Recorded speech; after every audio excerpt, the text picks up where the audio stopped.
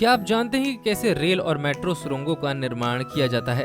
सुरंगों के निर्माण की पूरी प्रोसेस बहुत ही इंटरेस्टिंग होती है, जो जानने के लिए आप इस वीडियो को पूरा देख सकते हैं। जैसे कि आप सब जानते ही होंगे कि पूरी दुनिया में रेलवेज और मेट्रो ट्रेन का जाल बिछा हुआ है, लेकिन बढ़ती पॉपुलेशन और शहरीकरण के कारण जगह कम पड़ती जा रही है और नए ट्रैक्स की जरूरत भी पड़ रही है। जगह की कमी के कारण इन नए ट्रैक्स को जमीन के अंदर से गुजारा जाता है। सुरंग बनाने के लिए सबसे बढ़िया काम करती है टीबीएम और ये कमाल की मशीन है। ये टनल बोरिंग मशीन लगभग 100 मीटर लंबी होती है।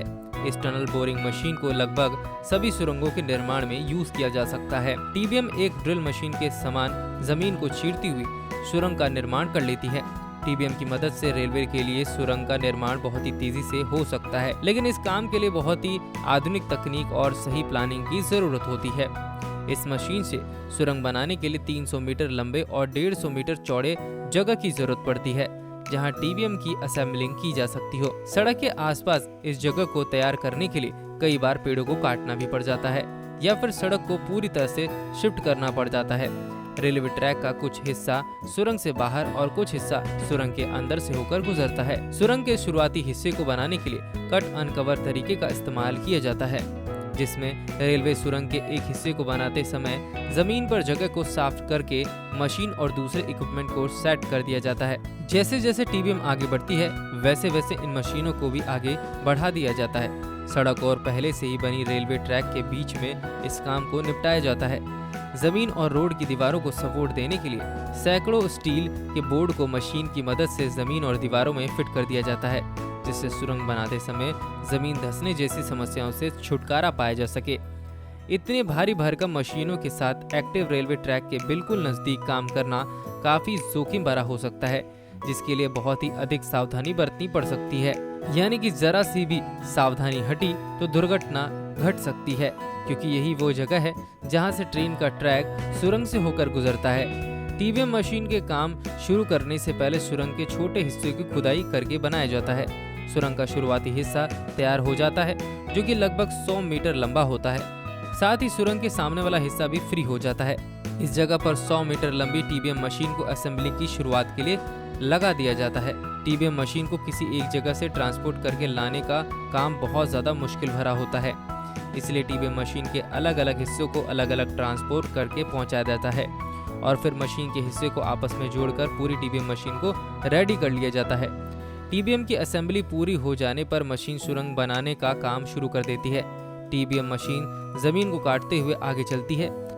मिट्टी और पत्थर के हिस्से घूमते हुए टीबीएम के इस हिस्से तक पहुंच जाते हैं, जहां पर कन्वेयर बेल्ट लगी होती है, जो इन वेस्ट मटेरियल को खींचते हुए मशीन के पिछले हिस्से पर लेकर आ जाती है। टीबीएम मशीन के अंदर लगे 48 हाइड्रोलिक्स जैक्स प्रेशर डालकर टीबीएम मशीन को आगे की तरफ धकेल देते हैं। इस मशीन के सबसे खास बात और अच्छी बात यह है कि सुरंग बनाने के साथ साथ सुरंग की दीवारों पर कंक्रीट के हिस्सों को भी जोड़ती जाती है। सीमेंट के इन हिस्सों को फैक्ट्री में सीमेंट, स्टील और पत्थर के रोडों से तैयार कर लिया जाता है, फिर इन्हें सुरंग के अंदर ट्रांसपोर्ट कर दिया जाता है। सुरंग बनाते समय बहुत ज्यादा क्वांटिटी में मिट्टी, पत्थर के टुकड़े और रेत निकाले जाते हैं और इस वेस्ट को भी इस्तेमाल कर लिया जाता है, जिसके लिए एक प्रोसेसिंग यूनिट को सुरंग बनाने वाली साइट के पास इंस्टॉल कर लिया जाता है। ये एक मॉड्यूलर सिस्टम होता है और इसे अलग अलग साइट पर जरूरत के मुताबिक असेंबल और इंस्टॉल कर लिया जाता है। प्रोसेसिंग यूनिट सुरंग से निकालने वाले वेस्ट को क्रश करके छोटे हिस्सों में बदल देती है। इसमें मौजूद कंकड़ के छोटे हिस्सों को कंक्रीट बनाने में यूज कर लिया जाता है और बाकी बचे मटेरियल को साइट से दूर किसी जगह पर स्टोर कर लिया जाता है। वेस्ट को वापस कन्वेयर बेल्ट की मदद से सुरंग के अंदर भेज दिया जाता है। 3 किलोमीटर की सुरंग में 2 आपातकाल के रास्ते भी बनाए जाते हैं, जिनकी मदद से दुर्घटना के समय लोगों को बाहर निकाला जा सकता है। टीबीएम के अंदर ही मशीन को चलाने के कंट्रोल रूम होते हैं, जिन्हें बेहद एक्सपीरियंस इंजीनियर ही संभाल पाते हैं। इन कंट्रोल रूम में सुरंग की खुदाई से लेकर स्पीड तक की सारी इंफॉर्मेशन मौजूद होती है। टीबीएम एक ऐसी मशीन है जिसकी वजह से बहुत कम वर्कर्स की जरूरत पड़ती है। टीबीएम सुरंग के आखिरी हिस्से में बिल्डिंग और घरों के नीचे से होकर गुजरती है। ऐसे में सुरंग बनाने में काम में एक्स्ट्रा सावधानी बरतनी पड़ती है। 3 किलोमीटर की सुरंग बनाने में काम में आखिरी हिस्से में टीबीएम पहुंच जाती है। यहीं पर टीबीएम के हिस्से को दोबारा से अलग कर लिया जाता है और सुरंग वाली जगह से हटा दिया जाता है। सुरंग के आखिरी हिस्से को टीबीएम से ना बनाकर कट अनकवर मेथड से बनाया जाता है, जिसमें सुरंग को जमीन खोद कर तैयार किया जाता है।